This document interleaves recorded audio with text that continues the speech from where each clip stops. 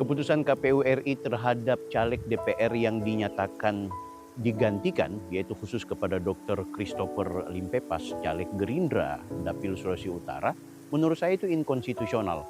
Sebab kita harus pelajari, tentu yang dilakukan oleh KPU ini adalah dalam rangka menegakkan apa yang sudah disampaikan oleh Undang-Undang Pemilu kita, bahwa bila ada caleg yang kemudian telah mendapatkan keputusan tetap dari hasil pengadilan bahwa yang bersangkutan melakukan tindak pidana pemilu, dalam hal ini politik uang, maka harus digantikan atau dilakukan pergantian kepada mereka yang memiliki suara terbanyak kedua. Yang paling menarik adalah soal Undang-Undang Pemilu juga itu memberikan ketegasan bahwa untuk melakukan pergantian tersebut hanya bisa dilakukan setelah 14 hari putusan pengadilan yang memiliki kekuatan hukum tetap tersebut. Nah, sementara Dr. Christopher ini situasinya sudah sangat jauh dari keputusan pengadilan tersebut. Belum lagi problem tafsir hukum yang terdapat dalam Undang-Undang Pemilu. Di video-video saya sebelumnya atau dalam pernyataan-pernyataan saya sebelumnya, saya menganggap bahwa ada kekosongan hukum untuk menggantikan sosok Dr. Christopher Limpepas dengan adiknya Indra Limpepas yang sama-sama sebagai terdakwa pidana pemilu. Sebagai pengulangan, saya ingin informasikan bahwa politik uang itu terjadi pada 3 fase. Pertama adalah fase kampanye, kedua fase masa tenang, ketiga adalah fase saat pencoblosan. Nah, ketiga fase ini itu diatur dalam undang-undang. Pertama 278 untuk masa tenang, 280 dan 284 untuk masa kampanye, dan juga 286 ketika masa pencoblosan. Dan itu mengaitkan kepada penyelenggara pemilu dan juga pemilih sebagai objek yang dilakukan gerakan atau tindakan politik uang.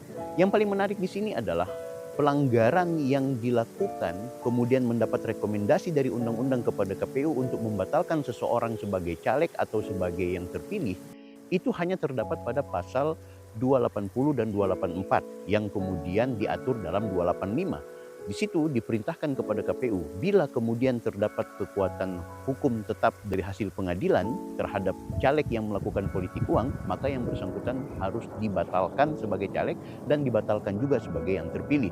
Sehingga berkaitan dengan ini, pasal 426 itu bisa dipakai untuk membatalkan atau menggantikan seseorang yang sudah terpilih. Nah, sementara pelanggaran yang dilakukan oleh Limpepas bersaudara ini itu terjadi di masa tenang, di 278. Sedangkan di 278 sendiri tidak ada instruksi undang-undang kepada KPU untuk melakukan pembatalan bila dia terpilih. Pun kalau mau melakukan pergantian, sesungguhnya KPU tidak berhak menghilangkan hak konstitusional orang. Mengingat pengadilan dengan amar putusannya terhadap Limpepas bersaudara ini tidak dalam konteks memenjarakan mereka. Anda bisa membaca putusan pengadilan Manado dan juga pengadilan tinggi yang menyebutkan bahwa yang bersangkutan memang dinyatakan bersalah dan hanya mendapatkan ganjaran denda, tidak dipenjarakan.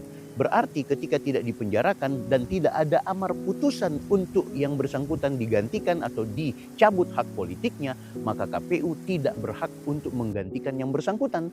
Sebab seseorang hanya akan bisa dicabut hak politiknya, seseorang hanya akan bisa dicabut hak konstitusionalnya berdasarkan putusan pengadilan yang dilakukan oleh hakim. Karena KUHP kita mengatur hal demikian. Demikian juga Undang-Undang Dasar kita. Jadi selama tidak ada amar putusan kepada caleg yang tidak dipenjara, kemudian tidak ada amar putusan untuk dilakukan pergantian atau untuk dilakukan pencabutan hak konstitusionalnya, maka lembaga manapun tidak boleh mencabut hak politik, hak konstitusional, dan hak sebagai kewarganegaraan seseorang. Sehingga itu, keputusan KPU yang melakukan pergantian antara Indra Limpepas dan juga Dr. Christopher itu inkonstitusional. Maka saran saya, hal ini harus digugat di Pengadilan Tata Usaha Negara. Ini penting. Untuk apa? Untuk memperbaiki kemudian undang-undang pemilu kita agar tidak terjadi lagi hal-hal serupa. Tidak lagi ada kesimpang siuran hukum.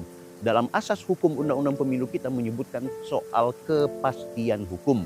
Sementara undang-undang pemilu kita sendiri mengalami banyak kecacatan yang perlu dikoreksi, baik secara redaksional dan juga hal-hal yang sifatnya substansial. Usulan saya terakhir, bila pun seseorang yang dinyatakan bersalah terpidana oleh karena adanya pelanggaran politik uang, maka harus ada redaksi yang menyebutkan dalam undang-undang pemilu, yaitu bagi mereka yang dinyatakan bersalah dan terpidana, harus juga dibunyikan amar putusan bahwa yang bersangkutan telah dicabut hak politiknya, hak konstitusionalnya. Bila amar putusan pengadilan tidak menyebutkan tentang amar tersebut, tidak menyebutkan tentang pergantian, tidak menyebutkan tentang pelarangan, tidak menyebutkan tentang pembatalan, maka lembaga manapun tidak berhak untuk menghilangkan hak konstitusional seseorang. Saya Taufik Birfakih.